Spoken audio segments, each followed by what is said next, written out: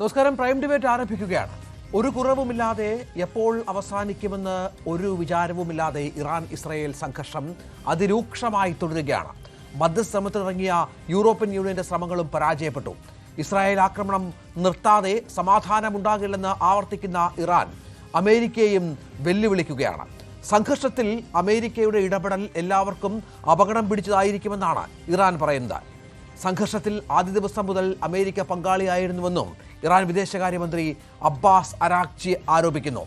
ആക്രമണം അവസാനിപ്പിക്കുകയും ഇസ്രായേലിനെ അവർ ചെയ്ത കുറ്റകൃത്യങ്ങൾക്ക് ഉത്തരവാദിയാക്കുകയും ചെയ്താൽ ഇറാൻ നയതന്ത്രം പരിഗണിക്കാൻ തയ്യാറാണെന്നാണ് ഒടുവിലത്തെ പ്രസ്താവന. അതേസമയം കടുകിട പോലും പുറകോട്ട് പോകാൻ ഇസ്രായേലും തയ്യാറാകുന്നില്ല. കാഷ്വാലിറ്റി കുറവെങ്കിലും വലിയ നാശനഷ്ടം ആ രാജ്യം നേരിടുന്നുണ്ടെന്ന കാര്യം വ്യക്തം. അമേരിക്ക ആകട്ടെ 2 ആഴ്ചയാണ് ഇടപെടലിന് വെച്ചിരിക്കുന്ന സമയപരിധി. ആ സമയം വരെ ആരൊക്കെ എന്തൊക്കെ ബാക്കിയുണ്ടാകുമെന്നാണ് കാണേണ്ടത്. ഏതായാലും ഏകപക്ഷീയമായി ആരംഭിച്ച ആക്രമണം അതിൻ്റെ സർവ്വപരിധിയും ലംഘിച്ചു പോകുന്നു. ഏറ്റവും ഒടുവിൽ ഇറാൻ ഇസ്രായേലിൽ സർവനാശോന്മുഖമായ ക്ലസ്റ്റർ ബോംബ് ഉപയോഗിച്ചു എന്ന വിവരം കൂടി അത് സ്ഥിരീകരിക്കാനാവാത്തതാണെങ്കിലും പുറത്തു വരുമ്പോൾ ലോകം ഞെട്ടുകയാണ്. പോര് പരിധി വിടുന്നോ? പ്രൈം ഡിബേറ്റ് ആരംഭിക്കുന്നു.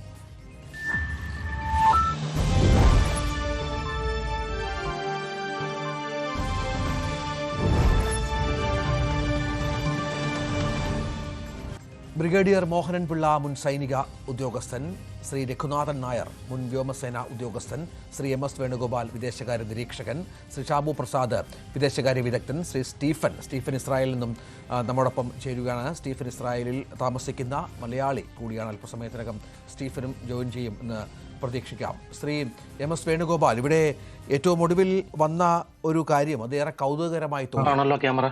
ട്രംപ് ഇന്ന് നൊബേൽ സമ്മാനം, അതും സമാധാനത്തിലുള്ള നൊബേൽ സമ്മാനം വേണമെന്ന് ശുപാർശ ചെയ്ത് പാകിസ്ഥാനാണ്.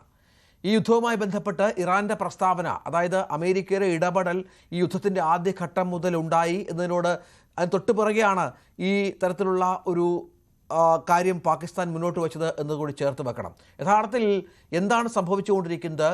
ഇത്തരത്തിലുള്ള ഒരു ശുപാർശയിലൂടെ എന്താണ് പാകിസ്ഥാൻ അടക്കമുള്ള രാജ്യങ്ങൾ ലക്ഷ്യം വെക്കുന്നത്? ട്രംപിൻ്റെ പ്രീതി എല്ലാവർക്കും വേണമെന്നാണോ? ട്രംപിൻ്റെ പ്രീതി കിട്ടുന്നതിനോടൊപ്പം ഒന്നാം തരം പോർ വിമാനങ്ങൾ കൂടി, യുദ്ധവിമാനങ്ങൾ കൂടി തങ്ങൾക്ക് കിട്ടണമെന്നുള്ളതാണ് പാകിസ്ഥാൻ്റെ ഇപ്പോഴത്തെ ആഗ്രഹം. അതോടൊപ്പം അസീം മുനീറിന് തൻ്റെ വ്യക്തിപരമായ കുറേ താല്പര്യങ്ങൾ സംരക്ഷിക്കുകയും വേണം. പാകിസ്ഥാൻ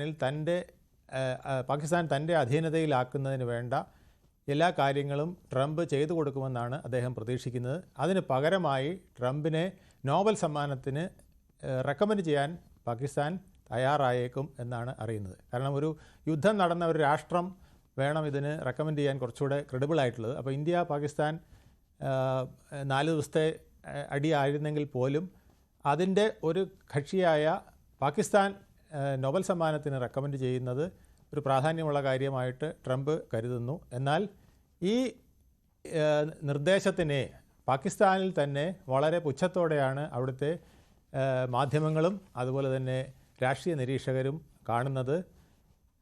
ഹമാസിന് അല്ലെങ്കിൽ ഗാസയ്ക്ക് ഇത്രയധികം പരിക്കേൽപ്പിച്ച, ഇസ്രായേലിന് സപ്പോർട്ട് ചെയ്ത, ഇപ്പോൾ ഇറാനിൽ ഇത്രയധികം നഷ്ടമുണ്ടാകുന്നതിന്, മാനവശേഷി അടക്കമുള്ള നഷ്ടമുണ്ടാകുന്നതിന് സഹായിച്ച ട്രംപിന് നോബൽ സമ്മാനമോ എന്ന രീതിയിൽ പാകിസ്ഥാനിൽ പലരും ചോദിച്ചു തുടങ്ങി.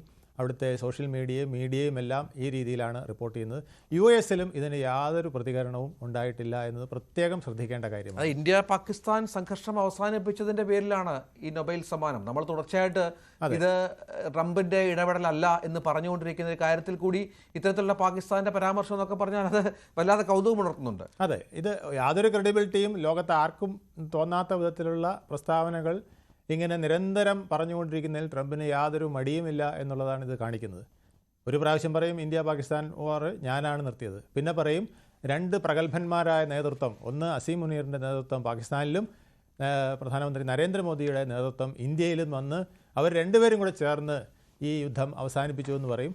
വീണ്ടും പറയും ഇതിന് മുഴുവൻ ചുക്കാൻ പിടിച്ചത് ഞാനാണെന്ന്. ഈ വിധത്തിൽ മാറ്റി മാറ്റി പറഞ്ഞുകൊണ്ടിരിക്കുന്നതിനാൽ അദ്ദേഹത്തിൻ്റെ ക്രെഡിബിലിറ്റി US-ലും ഇടിഞ്ഞുകൊണ്ടിരിക്കുന്നു, ലോകത്ത് ഒട്ടാകെയും ഇടിഞ്ഞുകൊണ്ടിരിക്കുന്നു.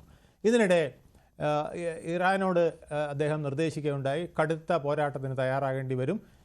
ഈ നോബൽ സമ്മാനത്തിന് റെക്കമെൻഡേഷൻ ചെയ്യുന്ന ആളെന്നുള്ള രീതിയിൽ നിൽക്കുമ്പോഴാണ് പറയുന്നത് കടുത്ത പോരാട്ടത്തിന് തയ്യാറാകേണ്ടി വരും, അതിനു മുമ്പേ കീഴടങ്ങിക്കുമെന്ന്.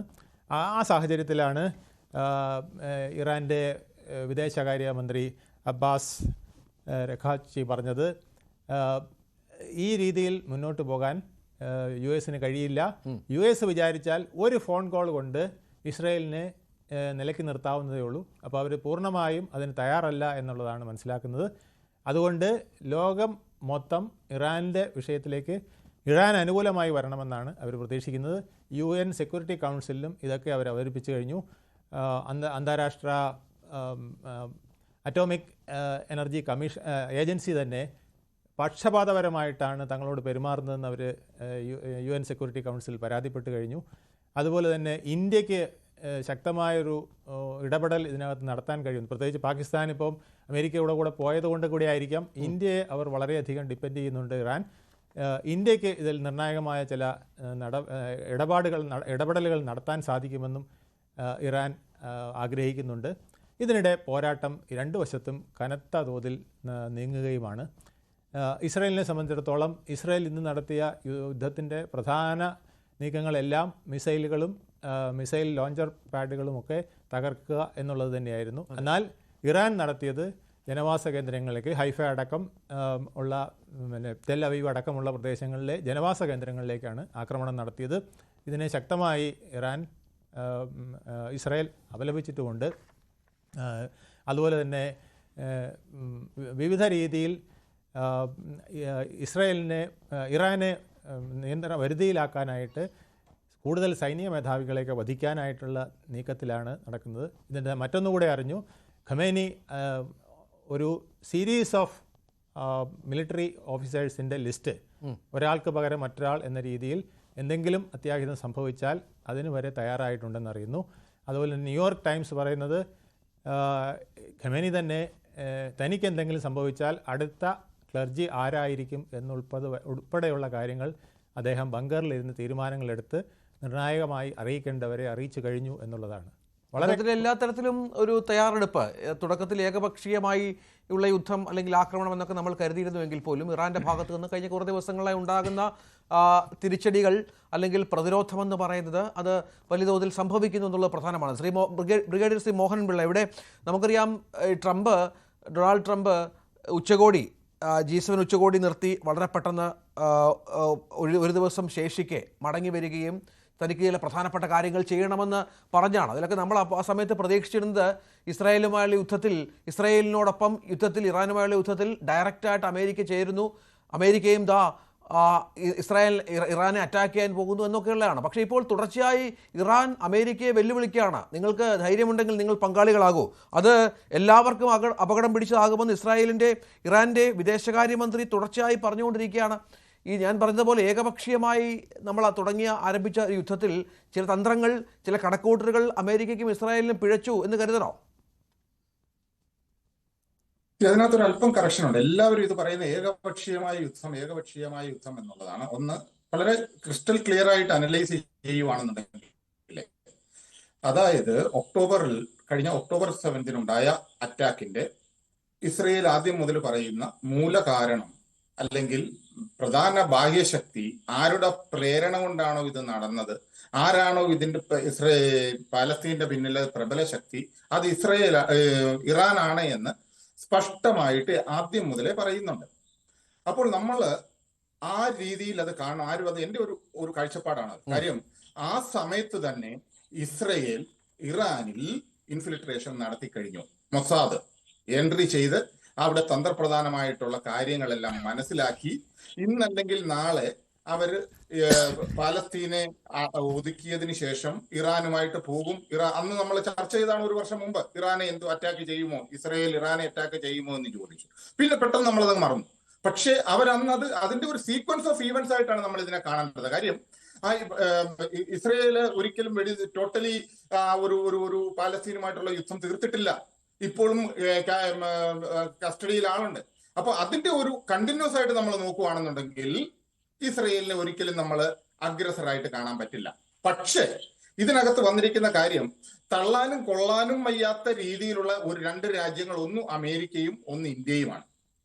കാര്യം ഇതിനകത്ത് വന്നിരിക്കുന്നത് അമേരിക്കയെ സംബന്ധിച്ചിടത്തോളം യു നോ വാട്ട് എക്സാക്ട്ലി എന്താണ് അവിടുത്തെ കാര്യം എന്നുള്ളത്. ഇന്ത്യയെ സംബന്ധിച്ചിടത്തോളം രണ്ട് രാജ്യവും ഈക്വലി ഇമ്പോർട്ടന്റ് ആണ്. കാര്യം ബിസിനസ് പർപ്പസ് ആണെന്നുണ്ടെങ്കിൽ പോലും ഇറാനുമായിട്ട് we are keeping a very good relation. At the same time, അതായത് ഏതു സമയത്താണെങ്കിലും ചൈനയുടെ സമയത്ത് നമുക്കൊക്കെ വളരെ വ്യക്തമായിട്ട് അറിയാം 303 റൈഫിളൊക്കെ ഉണ്ടായിരുന്നുള്ളൂ. 303 എന്ന് പറഞ്ഞു കഴിഞ്ഞാൽ ഈ റീകോയിൽ കണ്ടമാനമുള്ളതാണ്. അതായത് നമ്മൾ ഫയർ ചെയ്ത് കഴിയുമ്പോൾ വളരെ ശക്തമായ രീതിയിൽ, അത് പഴയ സ്റ്റൈലിലുള്ള ഗണ്ണൊക്കെ ഉണ്ടായിരുന്നുള്ളൂ. ആ സമയത്ത് എല്ലാം തീർന്നപ്പോൾ പോലും നെഹ്റുവിനെ സപ്പോർട്ട് ചെയ്തുകൊണ്ട് ഒരു ഷിപ്പ് നിറയെ വെപ്പണുമായിട്ട് ഇസ്രയേലിൽ നിന്ന് ഇന്ത്യയിലേക്ക് അയച്ചിട്ടുള്ള ഒരു സംവിധാനമുണ്ട്. അപ്പം ആ രീതിയിൽ ആലോചിക്കുമ്പോൾ നമുക്ക് ഒരു കാരണവശാലും ഇസ്രയേലിനെ തള്ളിപ്പറയാൻ പറ്റില്ല.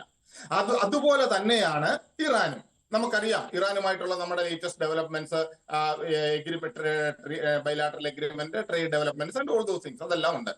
അപ്പം ഇതൊരു കണ്ടിന്യൂസ് ആയിട്ടുള്ള ഒരു സംരംഭമായിട്ടാണ് നമ്മൾ അതിനെ കാണേണ്ടത്. അല്ലാതെ ഒരു അഗ്രസീവ് ആയിട്ട് ഇമ്മീഡിയറ്റ് ആയിട്ട് അവർ അതിനകത്ത് എല്ലാവരും അത് തന്നെ പറയുന്നു, ഒരു ഇതുമില്ലാതെ ഇറാനെ അറ്റാക്ക് ചെയ്യുന്നു. അതുകൊണ്ടല്ല, അതിന്റെ കാരണം ഇതാണ്, ഇതിനൊരു കണ്ടിന്യൂറ്റി ഉണ്ട്. ആ കണ്ടിന്യൂറ്റി വെച്ചാണ് അവർ അറ്റാക്ക് ചെയ്തിരിക്കുന്നത്. പിന്നെ അമേരിക്കയെ സംബന്ധിച്ചിടത്തോളം ഇപ്പം ഇതിനു മുമ്പും ഇസ്രയേലിന് ഇതുപോലുള്ള സംഭവങ്ങൾ ഉണ്ടായിട്ടുണ്ട്. ശ്രീ ബ്രിഗേഡിയർ മോഹൻപിള്ള, ഈ ആക്രമണം ആരംഭിച്ചപ്പോൾ തന്നെ തങ്ങൾക്കും ഇത്ര വലിയ പ്രത്യാഘാതങ്ങൾ സഹിക്കേണ്ടി വരും എന്നുള്ള ധാരണ ഇസ്രായേലിന് ഉണ്ടായിരുന്നോ എന്നുള്ളതാണ്. തീർച്ചയായിട്ടും ഇസ്രയേലിനെ സംബന്ധിച്ചിടത്തോളം ഇസ്രയേലിനറിയാം present, even past or even the future geographic arrangement വെക്കുമ്പോൾ എന്ത് കാരണവശാലും അവസാനം US will be there to give them shelter. ഒരു സംശയവുമില്ല. അതായത് പറഞ്ഞു തരാം, ഇതിനു മുമ്പ് അമേരിക്ക ഡിക്റ്റേറ്റ് ചെയ്തു, നിങ്ങൾ ബാഗ്ദാദിൽ അറ്റാക്ക് ചെയ്യരുതെന്ന് പറഞ്ഞു, ഇറാഖിന്റെ ആ സമയത്ത്. അപ്പോൾ ആ സമയത്ത് ഇസ്രയേൽ അറ്റാക്ക് ചെയ്തതിന് ശേഷം പിന്നീട് ഇക്വേഷൻ ചേഞ്ച് ചെയ്തിട്ട് ഇറാഖ് അമേരിക്കയുടെ എതിരായിരുന്നപ്പോൾ സ്കഡ് മിസൈൽസ് കുറെ ഇസ്രയേലിലോട്ട് അയച്ചു. അപ്പോൾ അമേരിക്ക ടിക്ക് ഓഫ് ചെയ്തു, നിങ്ങൾ ചെയ്യരുത്. കാര്യം കുവൈറ്റ് ഇൻവേഷനിലായിരുന്നു ആ സംഭവം. അപ്പൊ കുവൈറ്റിന്റെ കൂടെ ആയിരുന്നു US. അപ്പം ഇതൊരു വൈഡ് സ്പ്രെഡ് ആയിട്ട് ഇറാഖിന്റെ ആഗ്രഹം അമേരിക്കൻ സഖ്യകക്ഷികളെ അല്ലെങ്കിൽ അങ്ങനെയുള്ള രാജ്യങ്ങളെ എല്ലാം അത് വൈഡ് സ്പ്രെഡ് ആയിട്ട് എസ്കലേറ്റ് ചെയ്യുക എന്നുള്ളതായിരുന്നു. പക്ഷെ അമേരിക്ക അവിടെ ടിക്ക് ഓഫ് ചെയ്തു. യോം കിപ്പോർ വാറിൽ ഞാൻ പറഞ്ഞു തരാം, ഇവരുടെ എല്ലാ maximum weapon and missiles about to finish ആയി കഴിഞ്ഞിട്ട് അൾട്ടിമേറ്റം കൊടുത്തു മേയർ, അതായത് ഇസ്രയേലിന്റെ പ്രൈം മിനിസ്റ്റർ നിക്സണോട് പറഞ്ഞു, we don't have any other option, എല്ലാ ന്യൂക്ലിയർ വാർ ഹെഡും റെഡിയാക്കി വെച്ചിരിക്കുകയാണ്, ഞങ്ങളുടെ കയ്യിൽ വേറെ വെപ്പണൊന്നുമില്ല എന്ന് പറഞ്ഞപ്പോൾ അവര് ഓട്ടോമാറ്റിക് ആയിട്ട് എയർലിഫ്റ്റ് ചെയ്താണ് ആ കംപ്ലീറ്റ് ഇസ്രയേലിനെ ഹെൽപ്പ് ചെയ്തത്. അതുകൊണ്ട് അത് പിന്നീട് പറയുകയും ചെയ്തു, just because of American airlift Israel survived. അതുകൊണ്ടാണ് ഞാൻ പറഞ്ഞത് ഇസ്രയേൽ അത്ര വലിയ സൂപ്പർ പവർ ആണ് അല്ലെങ്കിൽ അതാണ്, ഒരിക്കലും അല്ല. Israel just because of America, there is no doubt into it. പക്ഷെ അവിടെ ഈ അമേരിക്കയുടെ ഭാഗത്ത് നിന്ന് ഒരു ഒളിച്ചുകളിയില്ലേ? കാരണം ഈ 2 ആഴ്ച സമയപരിധി എന്നൊക്കെ പറയുമ്പോൾ യുദ്ധത്തിൽ ഒരുപാട് കാഷ്വാലിറ്റീസ് ഇല്ലെങ്കിൽ പോലും വലിയ നാശനഷ്ടം ആ രാജ്യം സഹിക്കുമ്പോൾ അവരെ തുടക്കം മുതൽ തന്നെ പിന്തുണ പുറത്തുനിന്ന് പറയുന്ന അമേരിക്കയ്ക്ക് കുറച്ചുകൂടി കാര്യങ്ങൾ ഇറാനോട് കഴിപ്പിക്കാമല്ലോ. അതൊരു ഒളിച്ചുകളി ട്രംപിന്റെ അമേരിക്കയുടെ ഭാഗത്തു നിന്നില്ലേ? ഇത് ഒളിച്ചുകളിയല്ല. അമേരിക്കയെ സംബന്ധിച്ചിടത്തോളം എന്താണ്, അതായത് ട്രംപിന് ഇമ്പോർട്ടൻസ് കൂടണം. ഐ ആം സംതിങ്, ഞാനാണ് ലോക നേതാവ്. ആ ലോക നേതാവ് എന്നുള്ള ആ ഒരു കൺസെപ്റ്റ് ഡെവലപ്പ് ചെയ്യുന്നതിന് വേണ്ടി ഒരു ആംഗിളില് അദ്ദേഹം പറഞ്ഞു, okay let them fight each other, ഞങ്ങൾ വെളിയിലിരുന്ന് കളിയൊന്ന് കാണാം, ആര് എത്ര എങ്ങനെ ഉണ്ടെന്ന് അറിയട്ടെ, ഇവരുടെ വെപ്പണൊക്കെ ഒന്ന് തീരട്ടെ. വീണ്ടും ഞങ്ങളുടെ അടുക്കൽ തന്നെയാണ്. ആഫ്റ്റർ ഓൾ ഇസ്രയേലിനെ സഹായിക്കേണ്ട ചില സിനിമയിലൊക്കെ കണ്ടിട്ടുണ്ടല്ലോ, നായകന്മാർ മാറി എന്ന് ജൂനിയേഴ്സിനെ കൊണ്ട് അറ്റാക്ക് ചെയ്യിപ്പിച്ചിട്ട് പിന്നെ എൻട്രി വരുമ്പോൾ മാത്രം നായകർ ഇറങ്ങണം. ചിലപ്പോൾ ഇറങ്ങേണ്ടി വരും, ചിലപ്പോൾ ഇറങ്ങേണ്ടി വരില്ല. അതുപോലെ തന്നെ ഇവർ വെളി നിന്നുകൊണ്ട് കളി കാണുകയാണ്. അതുപോലെ വെപ്പൺ ആൻഡ് അതർ തിങ്സ് ഇത് തീരുമ്പോൾ വീണ്ടും ഇവർ റീഫില്ല് ചെയ്തുകൊണ്ടിരിക്കുക. ഇതാണ് ഇവരുടെ ഉദ്ദേശം. അപ്പൊ ഈ 2 ആഴ്ച സമയം എന്ന് പറഞ്ഞു കഴിഞ്ഞാൽ ഈ 2 ആഴ്ച കൊണ്ട് തന്നെ ഒരു നെഗോഷിയേഷൻ ടേബിളിലോട്ട് അതായത് ട്രംപാണ് മഹാൻ എന്നുള്ള രീതിയിൽ അങ്ങ് ദയവായി വന്ന് ഇതിൽ ഇടപെടണം എന്ന് മറ്റുള്ള രാജ്യത്തിലെ നേതാക്കന്മാരെല്ലാം അദ്ദേഹത്തെ അപ്രോച്ച് ചെയ്യുമ്പോൾ ട്രംപിന്റെ ആ ഒരു വലിയേട്ടന്റെ രീതി, എന്റെ സ്റ്റാറ്റസ് കുറച്ചുകൂടി ഇംപ്രൂവ് ആകും എന്നുള്ള ഒരൊറ്റ കണക്കൂട്ടലിലാണ്. Trump is the final word to this battle, there's no doubt in it. ഇതിനകത്ത് വേറൊന്നും വിചാരിക്കാനില്ല. കാര്യം ഇറാനെ നിരായുധീകരിക്കുക അല്ലെങ്കിൽ ന്യൂക്ലിയർ രീതിയിൽ ബങ്കർ ബസ്റ്റർ ഒക്കെ ഇട്ടിട്ട് അവരെ ടോട്ടലി ഇത് ചെയ്യാൻ ഒരു കാരണവശാലും പറ്റില്ല. അതിന്റെ ഇംപ്ലിക്കേഷൻസ് ദൂരവ്യാപകമായിട്ടുള്ളതായിരിക്കും, ഫാർ റീച്ചിങ് എഫക്ട് ഉണ്ടായിരിക്കും.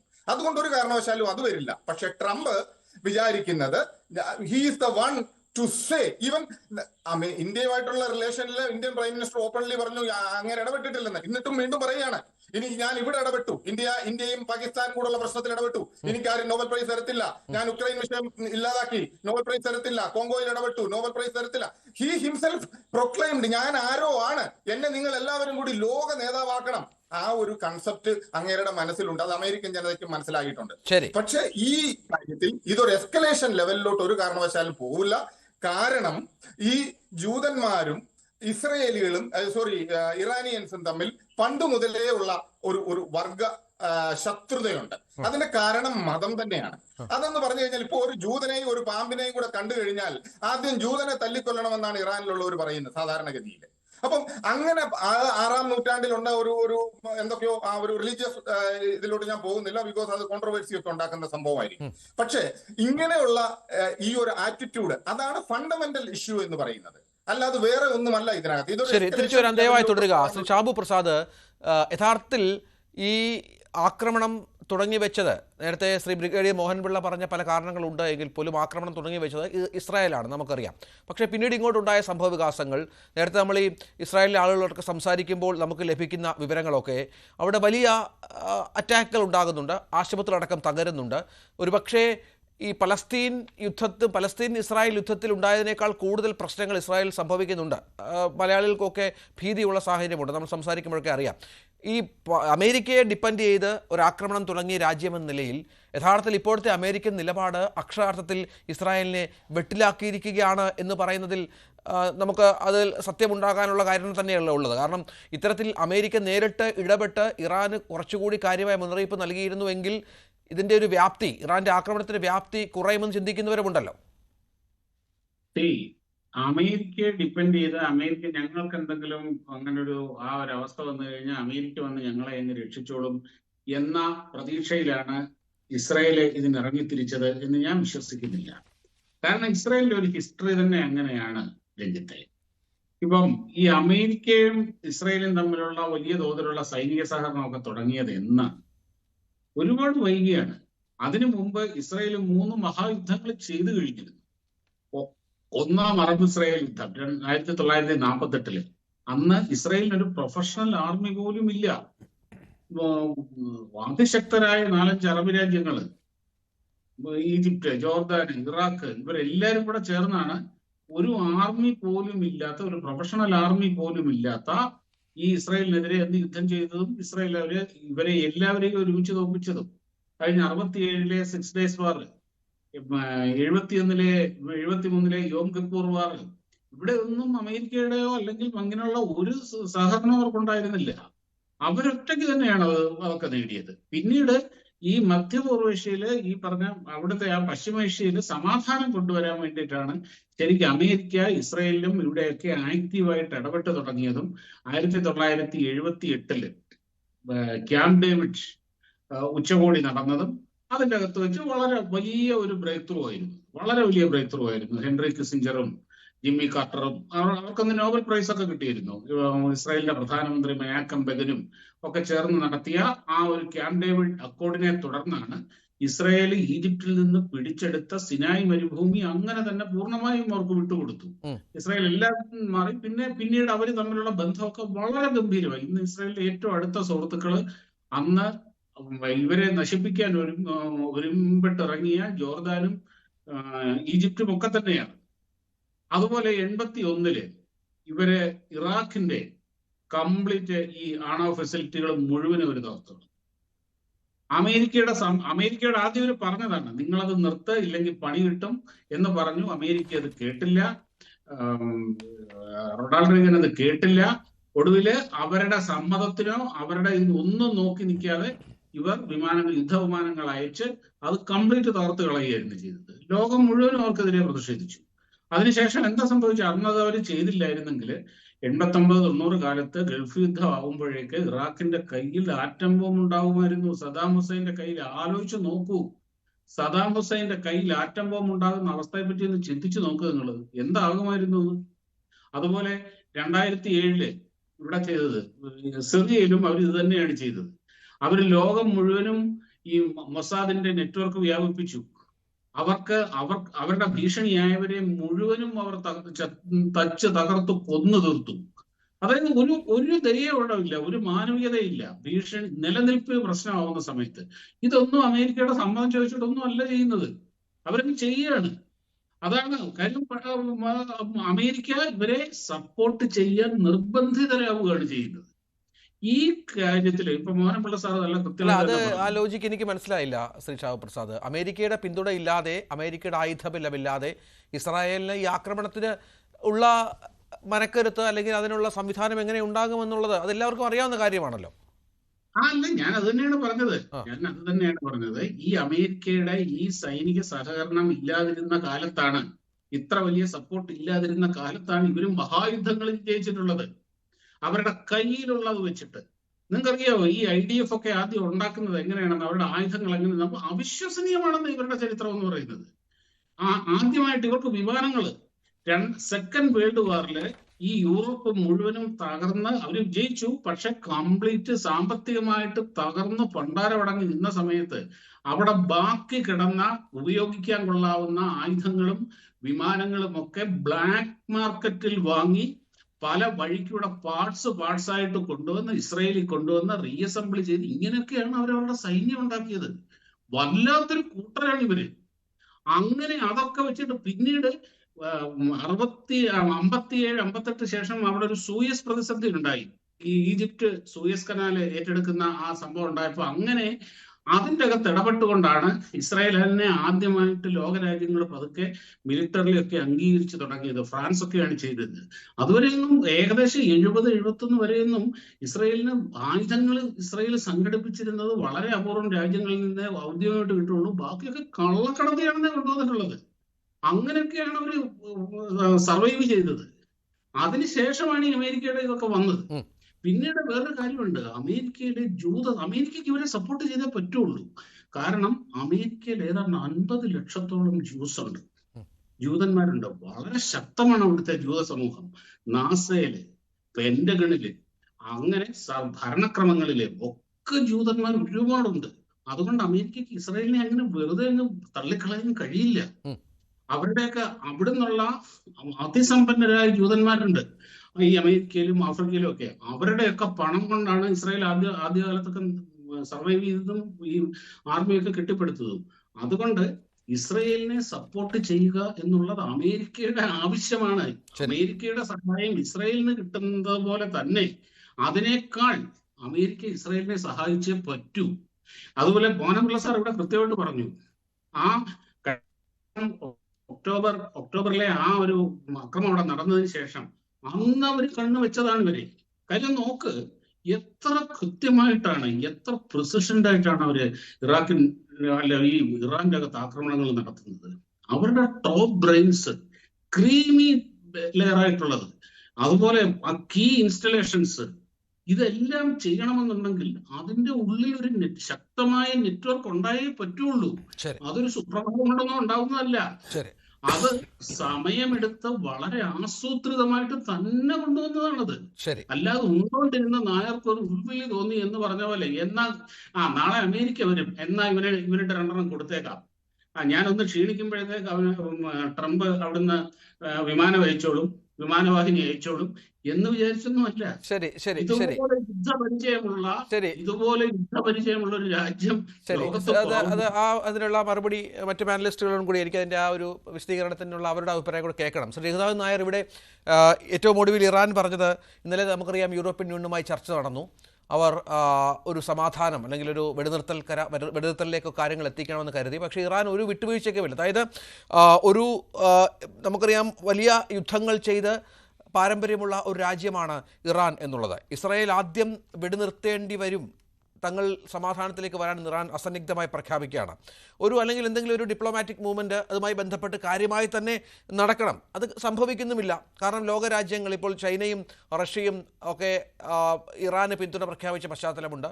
മറുഭാഗത്ത് പരോക്ഷമായെങ്കിലും പിന്തുണ, അമേരിക്കയുടെ പിന്തുണ ഇപ്പോൾ ഇസ്രായേലിനടക്കം ഉണ്ട് എന്ന കാര്യത്തിൽ സംശയമില്ല. അങ്ങനെ ഒരു കൃത്യമായ ഒരു സമാധാന ശ്രമം ഇല്ലാതിരിക്കുന്ന സമയത്ത് ഇത് എങ്ങനെ അവസാനിക്കും എന്നുള്ളതൊരു പ്രധാന പ്രശ്നമാണല്ലോ. ഇവിടെ ഇസ്രായേലിന്റെ കാര്യത്തിൽ മാത്രമല്ല, ഇറാന്റെ കാര്യത്തിലും വെളിയിൽ നിന്നുള്ള പിന്തുണ നല്ലപോലെ ഉണ്ട്. ഒരു കാര്യം ഞാൻ പറയാം, ഇസ്രായേൽ തീർച്ചയായിട്ടും ഇത് പ്രതീക്ഷിച്ചില്ല എന്ന് പറയുന്നതിൽ എനിക്ക് തോന്നുന്നില്ല. കാരണം ഇന്ന് ഈ ലോകത്തിലെ ഏറ്റവും നല്ല ഇന്റലിജൻസ് നെറ്റ്വർക്ക് ഉള്ള ഒരു രാജ്യം തീർച്ചയായിട്ടും മൊസാദ് തന്നെയാണല്ലോ, ഇസ്രായേലാണ്. ആദ്യം ഇസ്രായേല് ഇറാനിലേക്ക് ഒരു ചെറിയ ഇവര് ഹമാസുമായിട്ട് യുദ്ധം നടത്തിക്കൊണ്ടിരിക്കുമ്പോൾ ഇറാൻ 100-200 മിസൈലുകൾ ഒന്നിച്ച് ഇസ്രായേലിലേക്ക് വിട്ടു. അതിന് ഇസ്രായേൽ പ്രത്യാക്രമണവും നടത്തി. ആ നടത്തിയതിൽ ഇറാന്റെ എയർ ഡിഫൻസ് സിസ്റ്റം ഒക്കെ എത്രത്തോളം ശക്തമാണെന്നുള്ളതും ഇറാൻ ഇങ്ങോട്ട് എന്തൊക്കെ ചെയ്യാൻ സാധിക്കും എന്നുള്ളതും ഇസ്രായേലിന് അറിയാം. എന്ന് മാത്രമല്ല, ഇറാന്റെ കയ്യിൽ എത്ര മിസൈലുകൾ ഉണ്ട് എന്നുള്ളത്. കാരണം ഇറാൻ ഒരിക്കലും ഒരു വിമാനത്തിനെ ഡിപ്പെൻഡ് ചെയ്തുകൊണ്ടുള്ള ഒരു വാറല്ല ഉദ്ദേശിക്കുന്നത്. അവരുടെ അത്രയും നല്ല വിമാനങ്ങളൊന്നും ഇല്ല എന്നുള്ളത് അമേരിക്ക പണ്ട് കാലത്ത് 79-ന് മുമ്പ് അമേരിക്ക കൊടുത്ത കുറെ F-14 വിമാനങ്ങളും കുറച്ച് MiG-29 വിമാനങ്ങളും അതുപോലെ തന്നെ സുഖോയി 35 വിമാനങ്ങളും ഉണ്ടെന്ന് തോന്നുന്നു. ഏതായാലും അങ്ങനെ ഒരു ചെറിയൊരു വിമാനശേഷി ഉള്ളവർക്ക് അവരുടെ പവർ മുഴുവൻ മിസൈലിലാണ്. ഇസ്രായേലിനറിയാം, ഇറാന് തന്നെ അറിയില്ല അവരിൽ എത്ര മിസൈൽ ഉണ്ടെന്നുള്ളത്. ഇതെല്ലാം അറിഞ്ഞുകൊണ്ട് തന്നെയാണ് ഇസ്രായേൽ ഈ യുദ്ധത്തിലേക്ക് ഇറങ്ങിയത്. ഇസ്രായേൽ ഇറങ്ങിയതല്ല, ഇസ്രായേലിനെ വലിച്ചഴച്ചതാണ് എന്ന് പറയണം. കാരണം ഇപ്പൊ ലോകം മുഴുവൻ നടക്കുന്ന പ്രോക്സി വാറാണ്. അധികം കാട് കയറുന്നില്ല, നേരിട്ട് പറയാം. വർഷങ്ങളായിട്ട് ഇറാൻ ചെയ്തുകൊണ്ടിരിക്കുന്നതെന്ന് പറഞ്ഞു കഴിഞ്ഞാൽ, ഇറാൻ ഇസ്രായേലുമായിട്ട് പ്രശ്നമുണ്ട്, സൗദി അറേബ്യയുമായിട്ട് പ്രശ്നമുണ്ട്, ആരൊക്കെയായിട്ട് പ്രശ്നമുണ്ടോ അവരെല്ലാമായിട്ടും ഇറാൻ നടത്തുന്ന പ്രോക്സി വാറാണ്. ഹി ഹമാസ്, ഹിസ്ബുള്ള, ഹൂത്തികൾ, ഈ 3 പേരെ ഉപയോഗിച്ചിട്ട് വേണ്ട സമയത്ത് ഇസ്രായേലിനെതിരെയും സൗദി അറേബ്യക്കെതിരെയും ഇവർ ആക്രമണം നടത്തുകയാണ്. അപ്പൊ അതിനൊരു കൗണ്ടർ അറ്റാക്ക് ഉണ്ടാക്കഴിഞ്ഞാൽ ഒന്ന് യമനിലോട്ട് വരും, അല്ലാന്നുണ്ടെങ്കിൽ ഇസ്രായേൽ കൗണ്ടർ അറ്റാക്ക് ചെയ്യണമെന്നുണ്ടെങ്കിലും ഇറാനിലേക്ക് ആരും കൗണ്ടർ അറ്റാക്ക് ചെയ്യുന്നില്ല. അതൊരു അങ്ങനെ സേഫായിട്ട് നിന്നുകൊണ്ട് വല്ലവന്റെ തോളത്ത് നിന്ന് വെടിവെക്കുന്ന ഒരു സമ്പ്രദായമാണ് ഇറാൻ ചെയ്തുകൊണ്ടിരുന്നത്. ഇസ്രായേൽ അതിന് പൊറുതി മുട്ടിയിരിക്കുമായിരുന്നു. അത് ഒരു വശം. ഇറാന്റെ ആണവം എന്നുള്ളത് രണ്ടാമത്തെ കാര്യമാണ്. അപ്പൊ ഇസ്രായേലിന് ജീവിച്ചേ പറ്റുള്ളൂ. ഈ പ്രോക്സി വാർ നിർത്തണമെന്നുണ്ടെങ്കിൽ അത് വളരെ കൃത്യമായിട്ട് അന്ന് ഒക്ടോബറിൽ ഇസ്രായേലിന്റെ ആക്രമണം തുടങ്ങിയപ്പോഴേ അറിയായിരുന്നു. ആദ്യമായിട്ട് അവർ ഹമാസിന്റെ പുറകെ പോകുന്നു. ഹമാസിനെ ഏതാണ്ട് ഒരു വഴിക്ക് ആക്കി കഴിഞ്ഞപ്പോൾ ഹിസ്ബുള്ളയുടെ പുറകെ പോകുന്നു. അതിന്റെ കൂടെ തന്നെ ഹൂത്തികളുടെ പുറകെ പോകുന്നു. അപ്പൊ ഈ പ്രോക്സികളെ പരമാവധി ഇല്ലാതെയാക്കുക. പിന്നെ ട്രംപ് വന്നതിന് ശേഷം ട്രംപിന്റെ ഇടപെടലും ഒക്കെ ഉണ്ടായിരുന്നു അവരെ സൈലൻസ് ചെയ്യാനായിട്ട്. അതിനുശേഷമാണ് ഇസ്രായേൽ തീരുമാനിക്കുന്നത് ഇറാനെ ആക്രമിക്കാനായിട്ട്. ഇത് ഓൾറെഡി പ്രീ പ്ലാൻഡ് ആണ്. കാരണം ഇസ്രായേലിന് സർവൈവ് ചെയ്യണമെന്നുണ്ടെങ്കിൽ ഇറാൻ ഇങ്ങനെ ചെയ്യുന്നിടത്തോളം കാലം, ഈ പ്രോക്സി ചെയ്യുന്നിടത്തോളം കാലം ഇസ്രായേലിന് സർവൈവ് ചെയ്യാൻ പറ്റില്ല, ഡെവലപ്പ് ചെയ്യാൻ പറ്റില്ല എന്നുള്ള അവർക്കറിയാം. അപ്പൊ ഇത് പ്ലാൻഡ് ആണ്. ആ സമയത്താണ് ഇറാൻ ഒരു ന്യൂക്ലിയർ ബോംബ് ഡെവലപ്പ് ചെയ്യുന്നത്. കാരണം അവർ കൃത്യമായിട്ട് അവർ പ്രഖ്യാപിച്ചിട്ടുണ്ട് 24 മണിക്കൂറിനകത്ത് ഒരു ബോംബ് ഉണ്ടാക്കാൻ ഞങ്ങൾക്ക് സാധിക്കും എന്നുള്ളത് ഖാംനെയി പല പ്രാവശ്യം പറഞ്ഞിട്ടുണ്ട്, എടുത്തെടുത്ത് പറഞ്ഞിട്ടുണ്ട്. അപ്പൊ ഇത് വളരെ ക്ലിയർ ആണ്. അപ്പൊ ഇതിന്റെ ന്യൂക്ലിയർ പവർ ഇല്ലാതെയാക്കുക, ഇറാന്റെ കൊണ്ടുള്ള ശല്യം ഇല്ലാതാക്കുക എന്നുള്ളത് വളരെ കൃത്യമായ ഒരു അജണ്ടയായിരുന്നു. ഇനി ഇവിടെ തങ്ങളുടെ ചോദ്യം എന്തായിരുന്നു? ഞാൻ കുറച്ചൊന്ന് ഡീവിയേറ്റ് ചെയ്തു പോയി. അല്ല, അമേരിക്കയുടെ കൃത്യമായ ഇടപെടലില്ലാതെ ഇതിൽ ഇത്രത്തോളം മുന്നോട്ട് പോകാൻ സാധിക്കും ഇസ്രായേലിനുള്ളത് ഒരു പ്രധാനപ്പെട്ട ചോദ്യമാണ്. അത് ആ തരത്തിൽ തന്നെയാണോ എന്നുള്ളതാണ്. അത് അവർ പ്രതീക്ഷിക്കുന്നുമുണ്ട്. ഇനിയും ഒരു ഡയറക്റ്റ് ഇടപെടൽ ഉണ്ടാകുമോ എന്നുള്ളതും അവർ പ്രതീക്ഷിക്കുന്നുണ്ടാകുമല്ലോ. അമേരിക്കയുടെ ഒരു ഡയറക്റ്റ് ഇടപെടൽ എനിക്ക് പ്രതീക്ഷയില്ല. കാരണം അതിനുള്ള സാധ്യത വളരെ കുറവാണ്. ഇപ്പൊ റഷ്യയും ചൈനയും എല്ലാം വളരെ ശക്തമായിട്ട് പറഞ്ഞിട്ടുണ്ട് അമേരിക്ക മൂന്നാമൊരു രാഷ്ട്രം ഇതിനകത്ത് ഇടപെടണ്ടെന്നുള്ളത്. പിന്നെ സൗത്ത് കൊറിയയും കൂടെ നോർത്ത് കൊറിയയും കൂടെ ഇതിനകത്തങ്ങനെ വലിഞ്ഞു കയറി കഴിഞ്ഞാൽ യുദ്ധത്തിന്റെ ലക്ഷണവും സ്വഭാവം അങ്ങ് മാറുന്നുള്ളത് എല്ലാവർക്കും അറിയാം. അപ്പൊ ഇത് ഞാൻ നേരത്തെ പറഞ്ഞുകൊണ്ടുവന്നത് തന്നെയായിരുന്നു. ചൈന കണ്ടമാനം ആയുധങ്ങൾ ഇസ്രായേലിന് സപ്ലൈ ചെയ്യുന്നുണ്ട്, റഷ്യ സപ്ലൈ ചെയ്യുന്നുണ്ട്. ഇന്ന് ഇറാന്റെ ഒരു സ്റ്റേറ്റ്മെന്റ് വന്നിട്ടുണ്ടായിരുന്നു, അവരുടെ മിലിറ്ററി ഹെഡിന്റെ ആണെന്ന് തോന്നുന്നു, ഇപ്പോഴത്തെ മിലിറ്ററി ഹെഡ് മാറുന്നതുകൊണ്ട് പേര് ഓർക്കുന്നില്ല. അതായത് ഞങ്ങളുടെ ന്യൂക്ലിയർ സ്റ്റോക്ക് പൈലൊന്നും നഷ്ടപ്പെട്ടിട്ടില്ല, ഇസ്രായേൽ ബോംബിട്ടെടുത്തു എന്നല്ല, ഞങ്ങൾ നേരത്തെ തന്നെ അത് മാറ്റിക്കഴിഞ്ഞു, സുരക്ഷിതമായ ഭാഗത്തേക്ക് മാറ്റിക്കഴിഞ്ഞു എന്ന് പറയുന്നു. അപ്പൊ ഇസ്രായേലിന് മാത്രമല്ല സപ്പോർട്ട്. ഇവിടെ നമ്മളെ കൂട്ടി വായിക്കേണ്ടതെന്ന് പറഞ്ഞാൽ കുറച്ച് ദിവസങ്ങളായിട്ട് ചൈനയിൽ നിന്നും ട്രാൻസ്പോർട്ട് വിമാനങ്ങൾ, ബോയിങ് വിമാനങ്ങൾ, കാർഗോ വിമാനങ്ങൾ ഇറാനിലേക്ക് 2-3 വന്നതായിട്ടുള്ള വിവരങ്ങളുണ്ട്. ഫ്ലൈറ്റ് ട്രാക്കർ വെച്ചിട്ടൊക്കെ അവർ ഡീവിയേറ്റ് ചെയ്ത് ഇറാനിലേക്ക് വന്നിട്ടുണ്ട്. അപ്പൊ എല്ലാവരും പറഞ്ഞു മിസൈൽ നിർമ്മിക്കാനുള്ള മെറ്റീരിയൽസ് കൊണ്ടിരുന്നതാണ്, അതുപോലെ തന്നെ അല്ലെങ്കിൽ മിസൈൽ തന്നെ കൊണ്ടിരുന്നതായിരിക്കും, ഡ്രോണുകൾ കൊണ്ടിരുന്നതാണ്, ഇങ്ങനെ ചൈന സപ്ലൈ ചെയ്യുന്നതാണ്, എന്നിട്ട് തിരിച്ച് കാലിയായിട്ട് പോകുന്നു എന്നുള്ള ഒരു ധാരണയായിരുന്നു. പക്ഷെ ഇന്ന് ഇറാന്റെ ഭാഗത്തു നിന്ന് തന്നെ ഈ ഒരു സ്റ്റേറ്റ്മെന്റ് വന്നപ്പോൾ അവരുടെ ന്യൂക്ലിയർ സ്റ്റോക്ക് പൈൽ മുഴുവൻ ചൈനയിലേക്ക് ഷിഫ്റ്റ് ചെയ്തോ എന്ന് നമുക്ക് ബലമായിട്ട് സംശയിക്കാം. ഏതായാലും അസിസ്റ്റൻസും സപ്പോർട്ടും നാനാഭാഗത്തു നിന്നും വരുന്നുണ്ട്. ഇറാന്റെ മിസൈൽ സ്റ്റോക്ക് പൈലിന്റെ പുറകെ തന്നെ ചൈനയിൽ നിന്നും വരുന്നുണ്ട്, ഉത്തര കൊറിയയിൽ നിന്ന് തീർച്ചയായിട്ടും വരുന്നുണ്ടാവാം. ഇസ്രായേലിന് അമേരിക്കയിൽ നിന്ന് ധാരാളമായിട്ട് ആയുധങ്ങൾ കിട്ടുന്നുണ്ട്. അമേരിക്ക നേരിട്ടൊരു ഇടപെടൽ നടത്താനുള്ള സാധ്യത കുറവാണ്.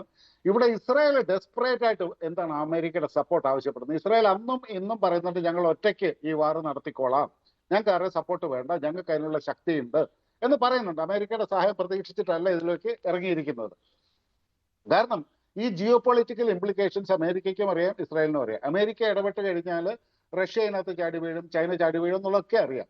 ഇവിടെ ഇപ്പൊ ഇസ്രായേലിന് ഡെസ്പറേറ്റ് ആയിട്ട് വേണ്ടതെന്ന് പറഞ്ഞു കഴിഞ്ഞാൽ ഇറാന്റെ ആ ഒരു ഫോർഡോയിലെ ആ ഒരു മലകളിൽ ഉള്ള ന്യൂക്ലിയർ സ്റ്റോക്ക് പെയിലും അവിടുത്തെ ന്യൂക്ലിയർ പ്രോസസ്സിംഗ് സെന്ററും എല്ലാം നശിപ്പിക്കണം എന്നുള്ളതാണ് ഇസ്രായേലിന്റെ ഒരു ആവശ്യം. അതിനു വേണ്ടിയിട്ട് അമേരിക്കയുടെ കയ്യിൽ നിന്ന് GBU-57 ബോംബുകളും അതിനെ ബോംബുകളെ ഡ്രോപ്പ് ചെയ്യാൻ വേണ്ടിയിട്ട് B-2 ബോംബറുകളും വേണം. B-2 ബോംബർ അമേരിക്കയുടെ കയ്യിൽ മാത്രമേ ഉള്ളൂ. ഇസ്രായേലിന് പോലും B-2 ബോംബർ കൊടുത്തിട്ടില്ല.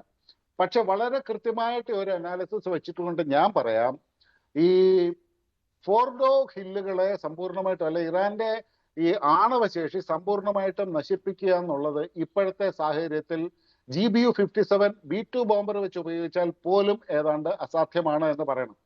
അതിന് സമയമുണ്ടെങ്കിൽ അതിന്റെ റീസൺസ് ഞാൻ പിന്നീട് പറഞ്ഞുതരാം.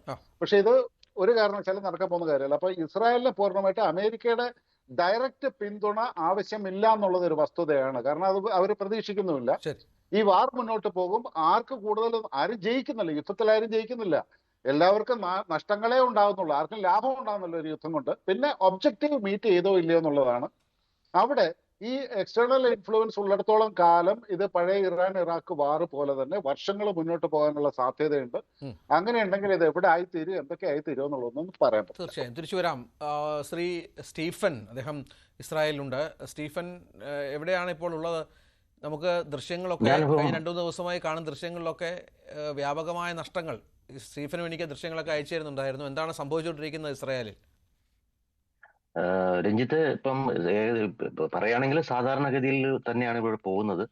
നാശനഷ്ടങ്ങൾ ഉണ്ടായിട്ടുണ്ട്, പക്ഷെ കാഷ്വാലിറ്റി ഒന്നുമില്ല. അതിപ്പോ നോർമലി നടക്കുന്നതാണ്. ഇപ്പം ഈ ഹൈഫ ആയിക്കോട്ടെ, ടെലവീവ് ആയിക്കോട്ടെ, അവിടുത്തെ ബിൽഡിങ്ങുകളിലൊക്കെ ബോംബ് വീഴാറുണ്ട്. പക്ഷെ ഇപ്പം ഇവിടുത്തെ അവസ്ഥ എന്ന് പറഞ്ഞാൽ ജനങ്ങൾ അതുമായിട്ട് അങ്ങ് പൊരുത്തപ്പെട്ടിട്ടുണ്ട്.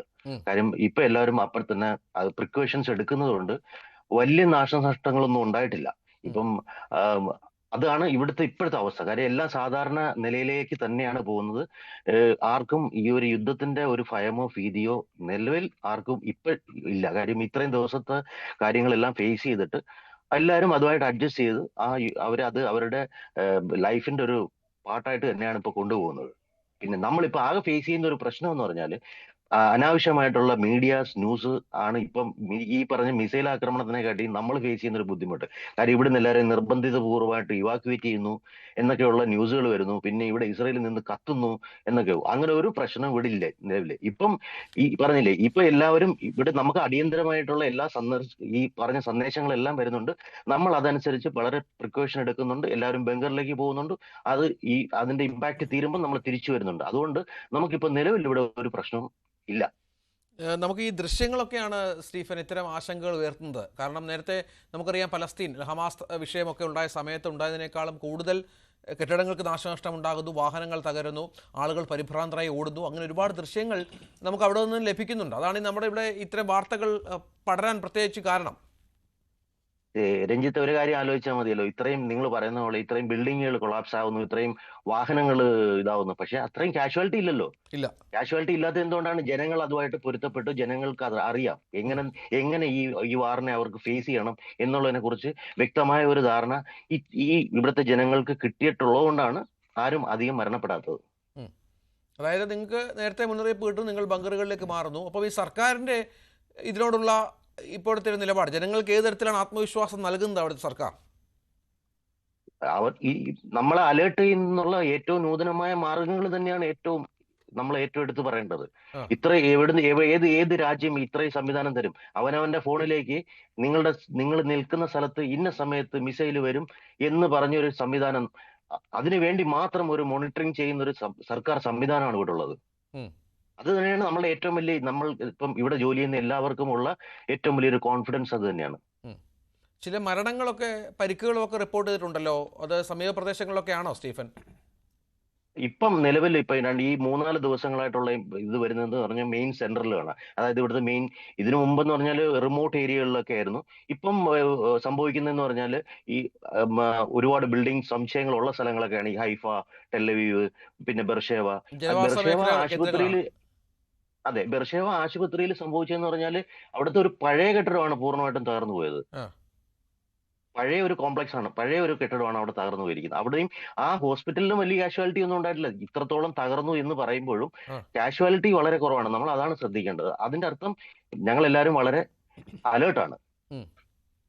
അതാണ് പ്രധാനപ്പെട്ട കാര്യം. തിരിച്ചു അത്രയും സംവിധാനം നമ്മൾക്ക് ഇവിടെ ഉള്ളത് കൊണ്ടാണ് നമുക്കത് ചെയ്യാൻ പറ്റുന്നത്. അതെ, നാട്ടിലുള്ള ആളുകളോടും കൂടാണ് സ്റ്റീഫൻ പറയുന്നത്, അല്ലേ? ആരും പരിഭ്രാന്തരാവണ്ട. തീർച്ചയായും നാട്ടിൽ ആരും ഇപ്പൊ തന്നെ ഒരു ഇവാക്വേഷന് പറഞ്ഞു. രഞ്ജിത്ത് തന്നെ ഒന്ന് ആലോചിച്ച് നോക്കൂ. പണ്ട് യുദ്ധം നടന്ന സമയത്ത് ഓപ്പറേഷൻ അജയ് എന്ന് പറഞ്ഞൊരു ഇവാക്വേഷൻ പ്ലാൻ എടുത്തിരുന്നു. ഇവിടുന്ന് ആരും ജോലിക്കാരും പോയിട്ടില്ല. ഒരാൾ പോലും പോയിട്ടില്ല. ഒരാൾ പോലും ഇവിടുന്ന് പോയിട്ടില്ല. അതേപോലെ ഇപ്പോഴും ഇവാക്വേഷൻ വന്നിട്ടുണ്ട്. ഇവിടുന്ന് ആകെപ്പാടെ എൻ്റെ അറിവിൽ പോയിട്ടുള്ളത് ഒരു സഹോദരി മാത്രമാണ്. കാര്യം അവരുടെ ഹസ്ബൻഡ് എന്തോ സീരിയസ് ആയിരുന്നു. അത് കാരണം അവർ ഇവിടുന്ന് ബൈ റോഡ് ലെബനോൻ പോയി. ലെബനോനിൽ നിന്ന് അവിടുന്ന് അവർ ഫ്ലൈറ്റിൽ ഇന്ത്യയിലേക്ക് പോയി. അല്ലാതെ ഇവിടെ ബാക്കി ആരും ഇവാക്വേറ്റ് ചെയ്ത് പോകാനായിട്ട് താല്പര്യപ്പെടുന്നില്ല എന്നുള്ളതാണ് നമ്മൾ അറിയാൻ കഴിഞ്ഞത്. കാര്യം നമ്മുടെ ഇവിടുത്തെ ഒരുപാട് വാട്സാപ്പ് കൂട്ടായ്മയുണ്ട്.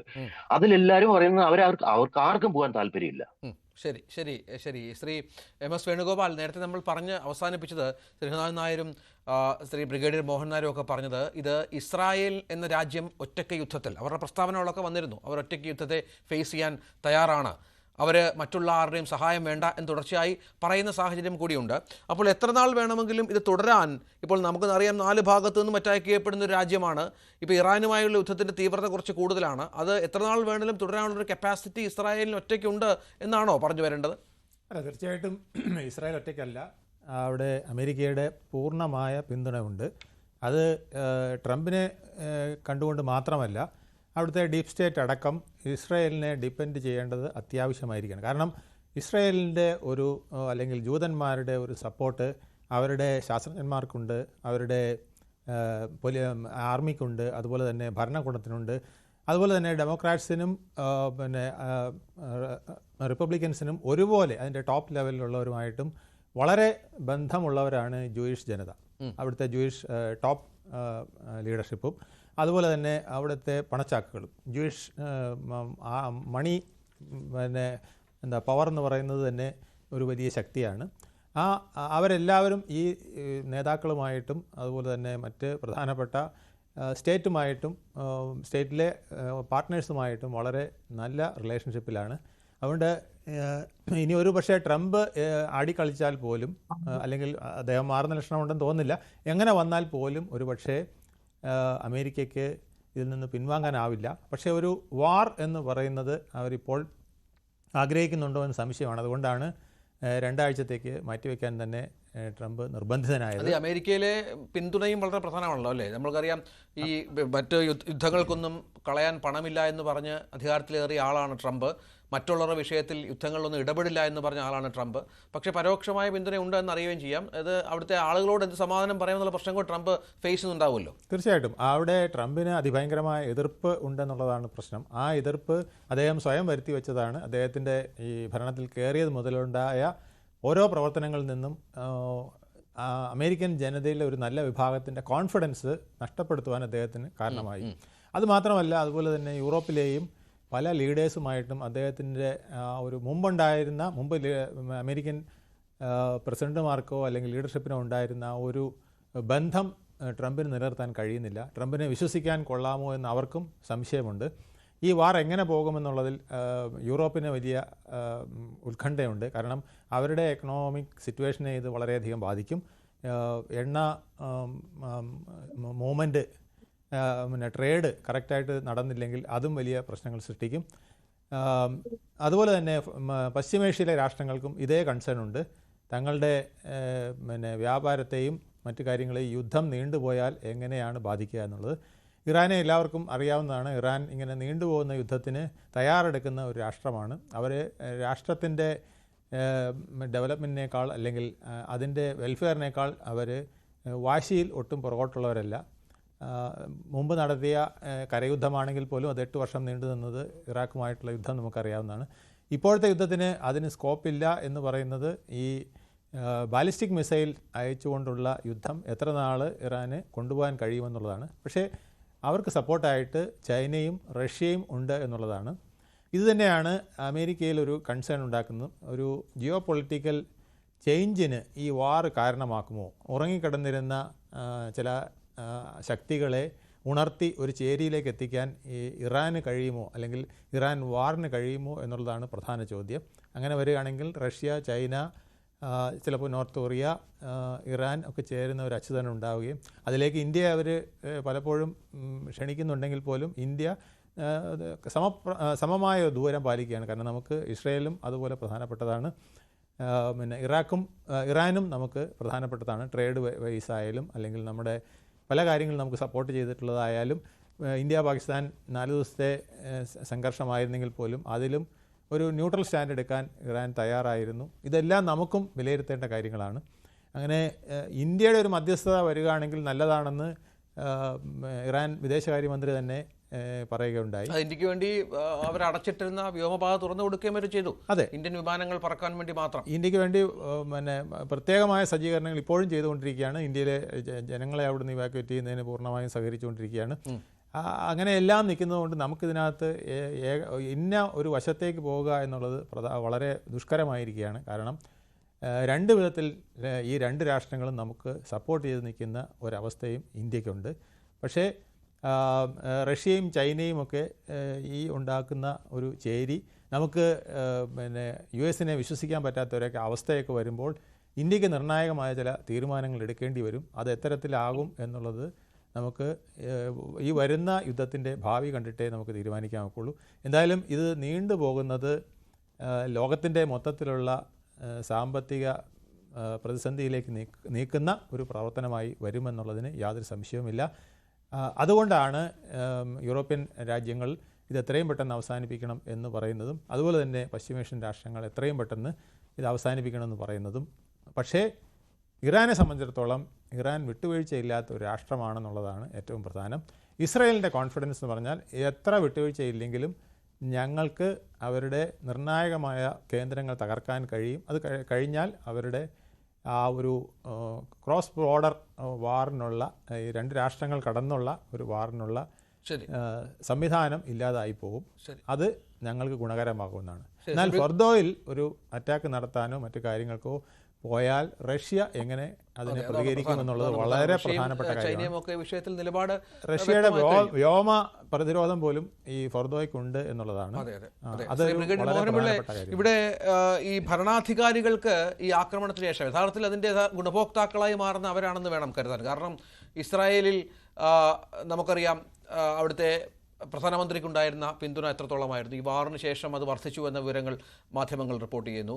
ഇറാനിൽ അയത്തുള്ള ഖമേനിക്ക് വലിയ പിന്തുണ ലഭിക്കുന്നു എന്നുള്ള കാര്യങ്ങൾ റിപ്പോർട്ട് ചെയ്യുന്നു. മരിക്കുന്നത് സാധാരണക്കാരാണ് എങ്കിൽ പോലും ഈ ഭരണാധികാരികൾ ഇതിൻ്റെ ആത്യന്തികമായ ഗുണങ്ങൾ മറ്റു തലത്തിൽ നേടുന്നു എന്നുള്ളതല്ലേ? തീർച്ചയായിട്ടും ദേശീയത അതാണല്ലോ ഓരോ രാജ്യവും ആ രാജ്യമായിട്ട് നിലനിൽക്കുന്ന ആ രാജ്യത്തിന്റെ sentiments, whether they are doing right or wrong but they are country will be together. അവിടുത്തെ ജനങ്ങളുടെ ആ ഫീലിംഗ് ഓഫ് വൺനെസ് എന്നുള്ളത് എല്ലായിടത്തും ഉണ്ട്.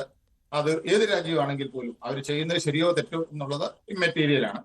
ഇതിനകത്ത് വേറൊരു കാര്യം, ബെന്യാമിൻ നെതന്യാഹുവിന് അവിടെ ഒരു ഒരു ഒരു വിത്തിൻ ഇസ്രയേൽ കുറച്ച് ജനപ്രീതി കുറഞ്ഞോ എന്നുള്ള ഒരു ഇഷ്യൂ വന്നപ്പോൾ അപ്പം ഈ ഒരു ആംഗിളിലോട്ട്, അതാണ് ഞാൻ പറഞ്ഞ ഒക്ടോബർ വാറുമായിട്ട് കഴിഞ്ഞ 1.5 വർഷം മുമ്പുള്ള വാറുമായിട്ട് കണക്ട് ചെയ്ത് വേണം നമ്മളിത് വായിക്കാൻ.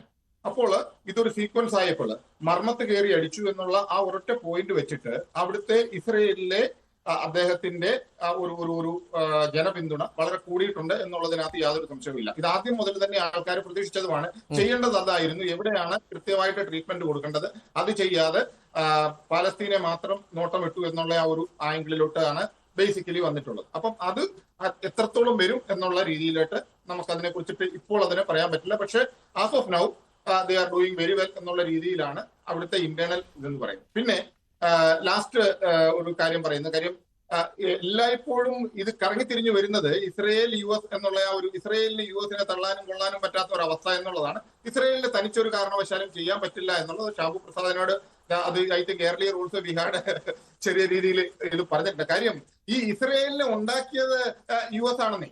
അവരെ അംഗീകരിപ്പിച്ചത് US ആണ്. ഒളിഞ്ഞും തെളിഞ്ഞും പല പ്രാവശ്യവും അവർ സപ്പോർട്ട് ചെയ്യാതിരിക്കുന്ന സമയത്തും പ്രോക്സി ആയിട്ട് സപ്പോർട്ട് ചെയ്യും. അപ്പം അമേരിക്കയ്ക്കാണ് ഇസ്രയേലിനെ വേണ്ടത്.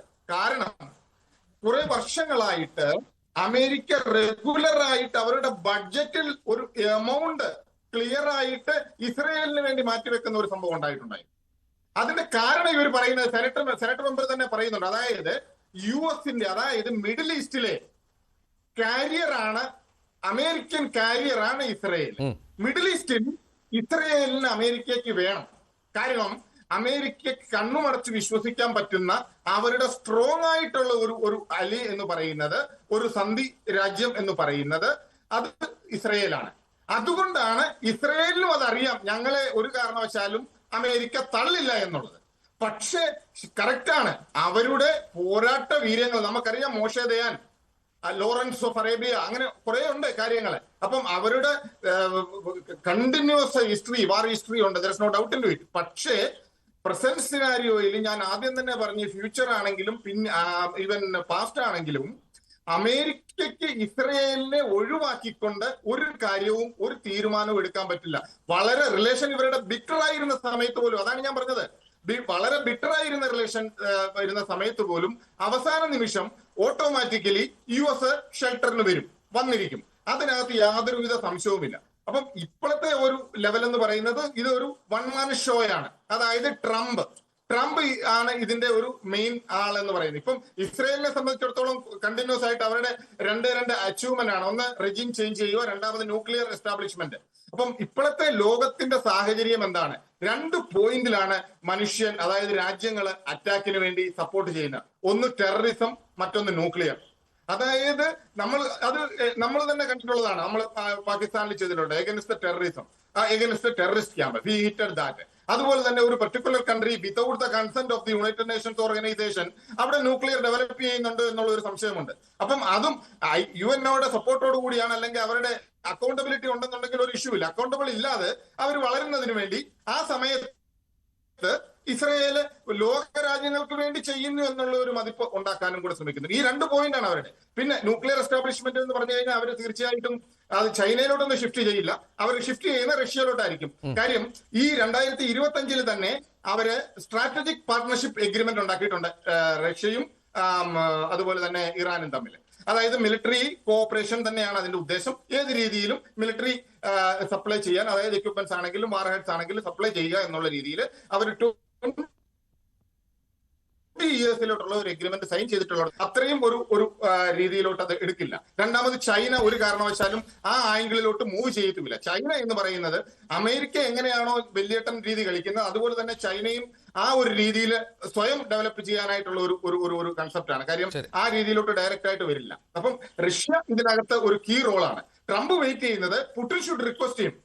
പുടിൻ US ട്രംപിനെ പേഴ്സണലായിട്ട് റിക്വസ്റ്റ് ചെയ്ത് കഴിഞ്ഞാൽ Trump will give an announcement saying that see Putin also requested me and because of that anyway ഇനിയിപ്പം നമുക്ക് അവരുടെ മെയിൻ എയിം അച്ചീവ് ചെയ്ത് കഴിഞ്ഞു. അതായത് ന്യൂക്ലിയർ വാർ ഹെഡ് ഡിസ്ട്രോയ് ചെയ്തു എന്ന് പറയാൻ പറ്റും. പക്ഷെ ന്യൂക്ലിയർ വാർ ഹെഡ് ഡിസ്ട്രോയ് ചെയ്യാൻ പറ്റില്ല. നമ്മൾ അമേരിക്ക എങ്ങനെ ഇല്ലായ്മ ചെയ്തു? NBC, nuclear, biological and chemical. അതാണ് NBC വാർഫെയർ എന്ന് പറയുന്നത്. ഈ ന്യൂക്ലിയർ, ബയോളജിക്കൽ ആൻഡ് കെമിക്കൽ, അവിടെ കെമിക്കൽ വാർഫെയർ നടന്നു എന്നുള്ള രീതിയിൽ നമ്മൾ കേട്ടിട്ടുള്ളതാണ്. രാസായുധവും അല്ലാതെ ന്യൂക്ലിയർ ആയിട്ടുള്ളതും. അത് ഒടുവിൽ അവസാനം എന്ത് പറ്റി? അങ്ങനെ ഒരു സംഭവം ഇല്ല എന്ന് തെളിഞ്ഞു. ഇതുപോലെ ഇവിടെയും ഞാൻ വിശ്വസിക്കുന്നത് ഇവർ ഉണ്ടാക്കിയിട്ടില്ല, പക്ഷെ ഇവരൊരു എന്താ ഒരു ഹൈപ്പ് ക്രിയേറ്റ് ചെയ്ത് വെച്ചിട്ടുണ്ടാവും. അത് they should have been open. അപ്പൊ ഇനിയും ഇപ്പൊ സീസ് ഫയർ വരുമ്പോൾ കണ്ടീഷൻസ് ഇതായിരിക്കും, ഇറ്റ് ഷുഡ് ബി ഓപ്പൺ. അതായത് അവര് അക്കൗണ്ടബിലിറ്റി ഉണ്ടാവും, അതുപോലെ തന്നെ ഇൻസ്പെക്ഷൻ എഗ്രി ചെയ്യും.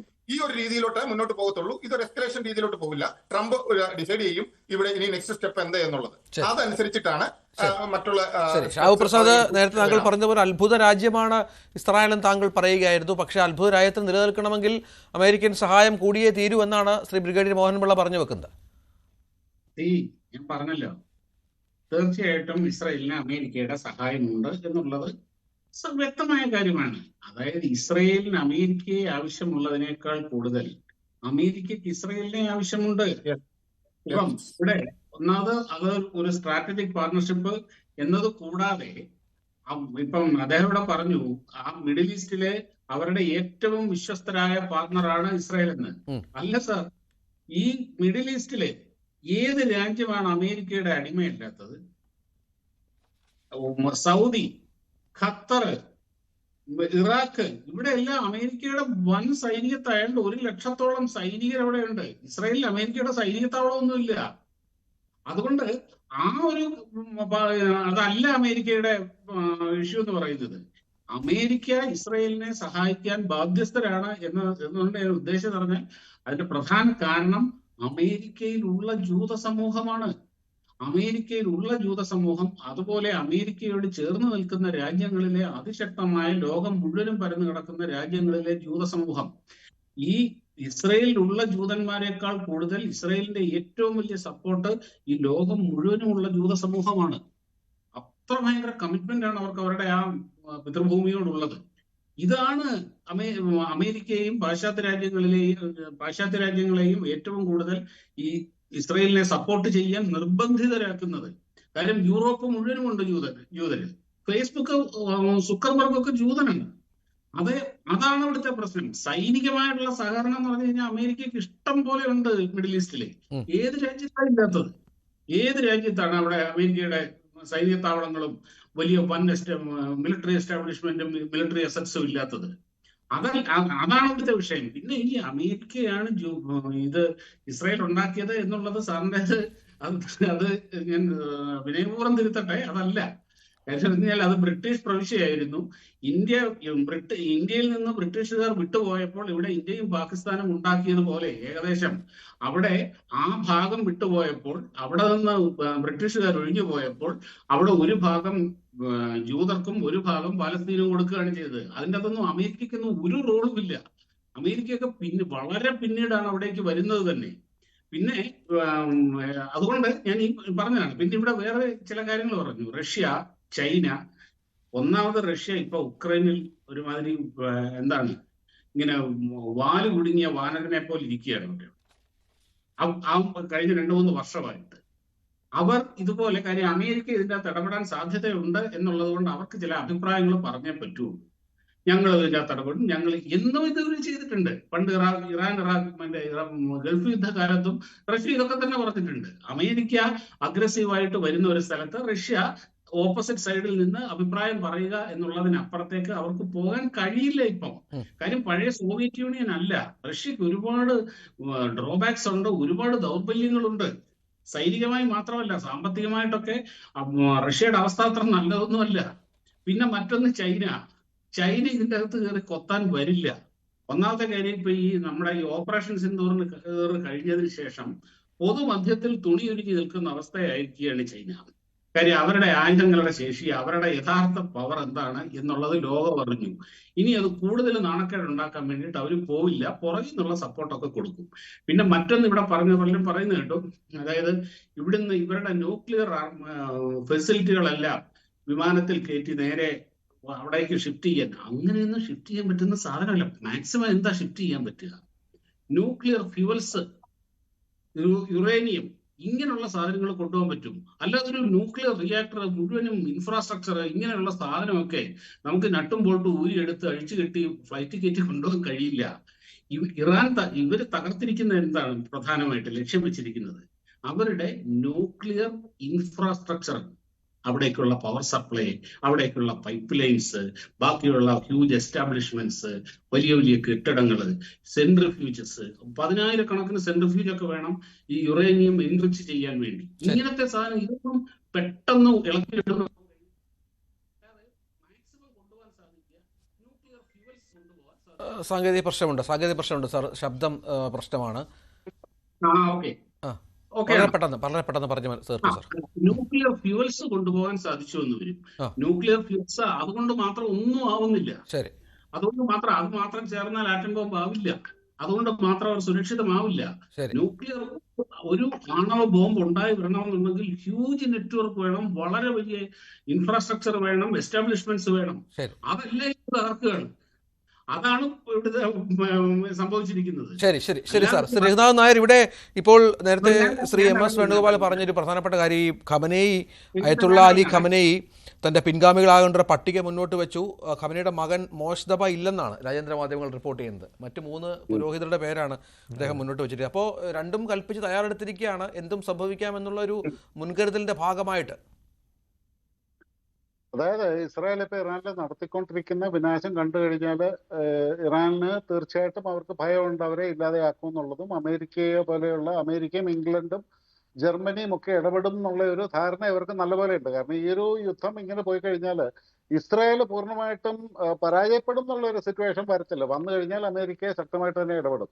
അവിടെ റഷ്യയുടെ ഇടപെടലിനെ കൗണ്ടർ ചെയ്യാനായിട്ട് അമേരിക്കയ്ക്ക് തീർച്ചയായിട്ടും പറയാം. കാരണം യുക്രൈനെ ഇപ്പം അമേരിക്ക പൂർണ്ണമായിട്ടും പിന്തുണ പിൻവലിച്ച് നിൽക്കുകയാണ്. അമേരിക്ക പിന്നെ യുക്രൈന് പിന്തുണ കൊടുക്കാൻ തുടങ്ങി കഴിഞ്ഞാൽ റഷ്യക്ക് പാരയായിട്ട് വരും. അപ്പൊ ഇതിനകത്ത് ജിയോ പൊളിറ്റിക്കൽ ഇംപ്ലിക്കേഷൻസ് ഒരുപാടുണ്ട്. അതുകൊണ്ട് തന്നെ ഖമനേയ്ക്കും അറിയാം ഖമനേയി വധിക്കപ്പെടും എന്നുള്ളത്. തന്നെയല്ല, മൊസാദിന്റെ ഒരു ഹിസ്റ്ററി വെച്ച് നോക്കുമ്പോൾ ഖമനയെ കൊല്ലും എന്ന് പറഞ്ഞാൽ ഖമനയെ കൊല്ലും ഇന്നല്ലെങ്കിൽ നാളെ. അപ്പൊ അതുകൊണ്ട് പുള്ളി തീർച്ചയായിട്ടും പുള്ളിയുടെ മകനെ പോലും ഇതിനകത്ത് നോമിനേറ്റ് ചെയ്യാത്തത് മകന്റെ ജീവൻ രക്ഷിക്കാൻ വേണ്ടിയിട്ടാണ്. കാരണം മകനെ നോമിനേറ്റ് ചെയ്ത് വെച്ച് കഴിഞ്ഞാൽ ഇസ്രായേൽ ചിലപ്പോൾ ആദ്യം കൊല്ലുന്ന മോനെ ആയിരിക്കും. അതിനുള്ള സാധ്യത കൂടിയുണ്ട്. അപ്പം ഇത് എന്തൊക്കെയായാലും ഇറാൻ ഇത് വമ്പിച്ച നാശനഷ്ടം ഉണ്ടാകുമെന്നുള്ളതും, ഇസ്രായേല് ഈ പറഞ്ഞ പോലെയുള്ള അവരുടെ ന്യൂക്ലിയർ ഫെസിലിറ്റീസിൽ പരമാവധി നാശമുണ്ടാക്കും. ഇല്ല, ഇപ്പൊ ഷാബു പ്രസാദ് പറഞ്ഞ പോലെ പിന്നെ അവരുടെ ന്യൂക്ലിയർ റിയാക്ടേഴ്സ് എല്ലാം കൂടെ പൊക്കി എടുത്തോണ്ട് പോയെന്ന് ഇവിടെ ആരും പറഞ്ഞില്ല. ഈ ഒരു പോയിന്റ് പറഞ്ഞ് ഞാൻ തന്നെയാണ് ചൈനയിലേക്ക് കൊണ്ടുപോയെന്നുള്ളത്. ന്യൂക്ലിയർ ഫ്യൂവൽ തന്നെയാണ് കൊണ്ടുപോയിരിക്കുന്നത്, അല്ല റിയാക്ടേഴ്സ് എല്ലാം കൂടെ പൊക്കി എടുത്തോണ്ട് പോയി നല്ല പറഞ്ഞു. അദ്ദേഹത്തിന്റെ കേട്ടതിന്റെ കുഴപ്പമായിരിക്കാം ഒരു പക്ഷേ അത്. പക്ഷെ എന്നിരുന്നാലും ഇവിടെ വേറൊരു കാര്യം കൂടെ പറയാം. ഇറാനെ സംബന്ധിച്ചിടത്തോളം ഇപ്പോൾ ഫോർഡോവിൽ കീപ്പ് ചെയ്യുന്നത് താരതമ്യേന സുരക്ഷിതമാണ്.